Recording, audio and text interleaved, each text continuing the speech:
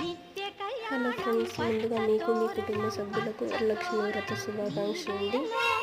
ఈ వీడియోలో చూపిస్తున్న అమ్మవారి విగ్రహాన్ని నేను చేయలేదండి. నాకు తెలిసిన వాళ్ళు అయితే చేశారు. నేను వాళ్ళ ఇంటికి పసుపు కుంకుమ తీసుకోవడానికి అయితే వెళ్ళాను.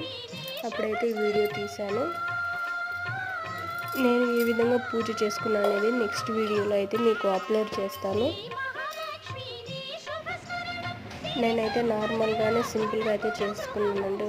ఓన్లీ కలశం పెట్టేసుకొని ఇంట్లో మామూలుగానే సింపుల్గా నార్మల్ పూజ ఎలా చేస్తారో అలా చేశాను. అలాగే గుడికి ఈవినింగ్ వెళ్ళి తర్వాత వచ్చేసి అక్కడ ముత్తైదులు ఉంటే అక్కడే పసుపు కుంకుమ అనేది ఇచ్చానండి, తాంబూలాన్ని.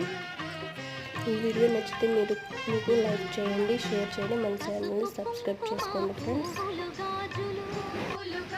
అలాగే ఈ అమ్మవారు మీకు ఎలా అనిపించిందో ఒక కామెంట్ అయితే చేయండి.